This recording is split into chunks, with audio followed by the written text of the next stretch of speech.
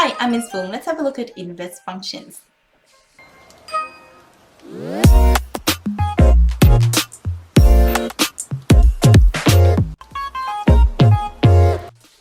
Here we have a relation. Now you can have an inverse function. The inverse function equals y if f of y equals x, for x is an element of the range of f and y is an element of the domain of f. In simple words, you can only have an inverse function if you are one-to-one function. So if your function is one-to-one, you can have the inverse function. If your function is not one-to-one, you can't have an inverse function. So here we have -2 is 0, 1 is 5, 3 is 4. So this relation is a one-to-one function, so we can have the inverse function. Let's have a look at what it looks like. So here's the 3 points, our function f. What does the inverse function look like? The inverse is when you swap your x and y. So -2, 0, your x is -2, y is 0, now becomes 0, -2. So your x is now 0 and your y is -2. So 1, 5 becomes 5, 1. 3, 4 becomes 4, 3. Now let's have a look at the domain of the original function. It's -2, 1 and 3, and the range is 0, 5 and 4. So the inverse function, let's have a look, the domain is 0, 5 and 4, and we notice that the domain of the inverse function is the range of the original function. So you might want to watch this again. It is a little bit confusing because we're swapping things around.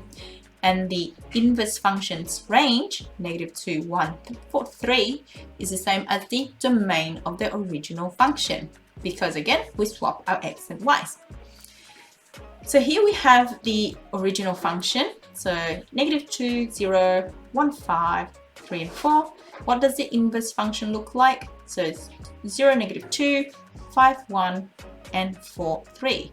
And we notice that the original function and the inverse function are like mirror images, and the mirror is on the y equals x line. So it's not reflected on the x-axis, not reflected on the y-axis, it's reflected along the y equals x line.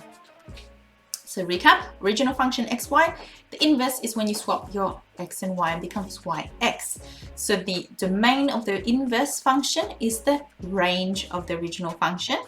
So you guessed it, the range of the inverse function is the domain of the original function.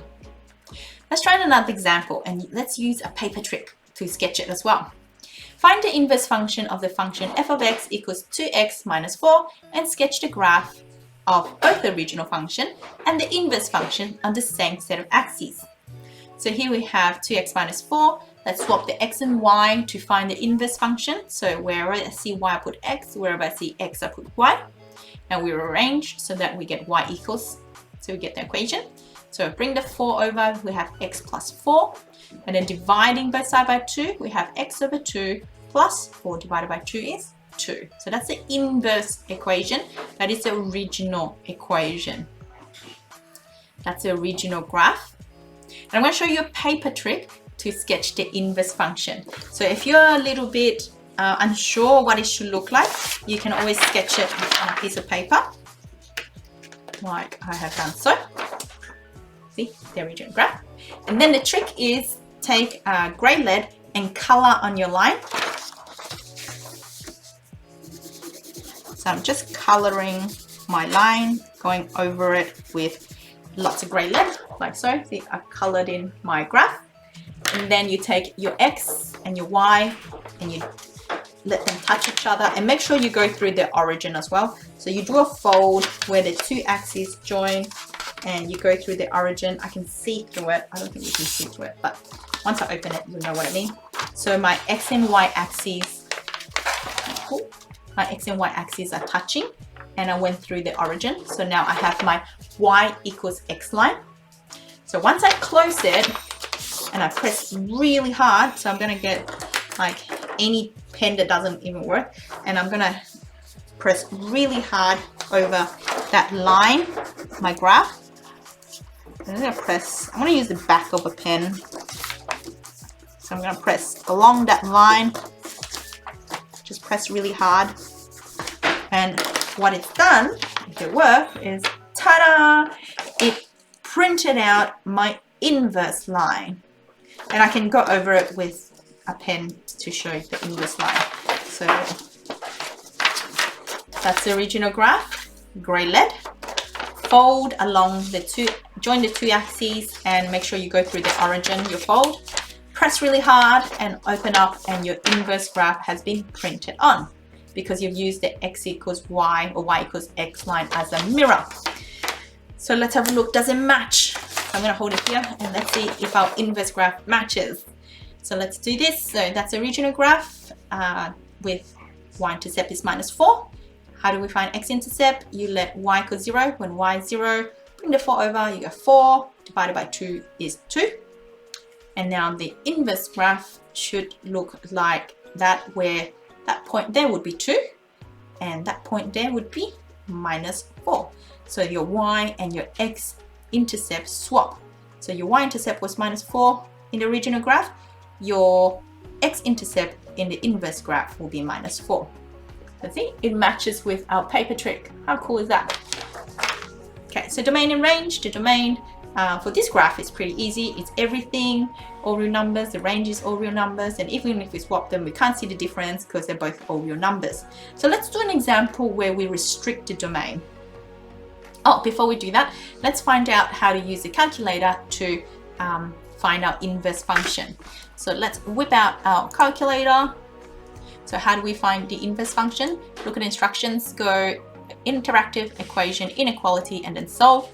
So I've done it previously, but let me clear everything and show you. So you would type in interactive, equation, inequalities is there, solve. So we have our original equation as y equals, what is it, 2x minus 4, 2x minus 4, and we want to rearrange everything and get x by itself, like so. And now you can just swap your x and y. So you would say where you see x, you would write y, and where you see y, you write x. So y equal x over 2 plus 2, and that's what we have. So again, recap. Interactive, equation, inequality, solve, type in your original function where the variable is x, and then it will give you your inverse. You just have to copy it down where x is y is x. Okay, let's continue on with our example 2, where we have the same graph, but this time we're going to restrict the domain to 2 to 5. So instead of the whole thing, we're going to restrict it to 2 and 5. So the equation is the same as the previous example, and so the inverse will be the same. But what happens when we restrict the domain to 2 and 5? So it starts between 2 and it ends at 5. How would we find the y value? So the function at 2, what would the y be? Well, we just calculate it. So where x is 2, y would be 2 times 2 is 4, minus 4 is 0. So that point there. And when x is 5, the function will be 2 times 5 is 10, minus 4 is 6. So 2 and the point 5, 6.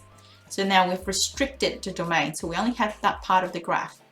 So that x is 2 to 5 and our range, or y, is between 0 and 6. So let's plug that in. And our inverse function, all we had to do was the first point, the x-intercept now becomes the y-intercept, and the other point, we just reverse our x and y's. And we would know that the domain should be our new range, and our old range will be our inverse function's domain. Let's double check it. So what is our inverse function domain? So the red line starts at 0, x, and it goes to x equals 6, 0 to 6, and yes, that's what we expected. And we want our range of the inverse function to be 2, 5. Let's double check. So looking at the red line, the minimum y is 2, and the highest y value is 5. So 2, 5, like we expected. Example 4. Let the function between 5 and 10 be x over 5 all squared. Find the inverse function and state its domain and range. So here we have a parabola. So we swap our y and x to find the inverse function. So swapping it and then square rooting. Don't forget, when you square root, you have to do plus or minus, and multiplying both sides by 5. We have y equals plus or minus 5 square root of x. Now we know that the original domain is 5 to 10, so the range of the inverse will be 5 to 10, which is all the values above the x-axis. So if the range is above the x-axis, we're not going to get the negative side of that equation. So now we have only 5 square root of x and not negative 5 square root of x. So let's sketch this so it's easier to understand. So between 5 and 10, the parabola looks like that. So when we have 5, what is our y value? So plug it in there. 5 over 5 is 1, 1 squared is 1. And when we have the other endpoint, that is when x is 10, what would our y be? So 10 over 5 squared. 10 over 5 is 2, squared is 4. So now we have our two endpoints, 5, 1 and 10, 4. Plug that in. And then when we draw the inverse, it will be a mirror image along the y equals x line, and you swap the values around. So that will be 1, 5 over there, and that will be 4, 10 over there. So the domain is 5, 10, and we can see that the range of the original function is from lowest y value is 1 all the way to 4. And so when we find the inverse, all we have to do is swap them around. So 1, 4 is now our domain, and 5, 10 is our range. Okay, example 5. Here we have the function between 1 and infinity, and it's a parabola that's been translated to the right by 1 and up by 3. Find the inverse and state its domain and range. So let's find the inverse by changing our y into x and x into y and rearranging for y. So remember, step 1, swap x, y. Step 2, rearrange everything so y is on one side. So bring the 3 over, we have x minus 3. And then square rooting both sides, we have plus minus square root of x minus 3. And then bring the 1 over, we have plus 1. But we notice that the domain is 1 to infinity, so the range of the inverse function will be 1 to infinity, which means it's a positive square root, so we can let go of the negative square root. So now we have 1 plus square root of x minus 3 and not 1 minus square root of x minus 3. So remember, the only reason we're allowed to get rid of the negative is looking at the domain and making our range of the inverse function the same, and then we can visualize what the graph should look like. So now let's find the endpoints. When x is 1, what is y? Well, when x is 1, 1 squared is 0, so y is just 3. So now we have the domain is 1 to infinity, and our range is 3 to infinity. So a parabola, positive parabola, means going up that way. So at that point is the smallest y. Up that way means y goes to positive infinity. So we only had to figure out what the endpoint was. Switch them around to find the domain and range of the inverse function, and let's sketch it. So here we have the original function. So you can see clearly here from the graph that the range is from 3 to infinity. And here is our inverse function, which is the original function reflected along the y equals x line. Thank you for watching, and I'll see you next time. Bye!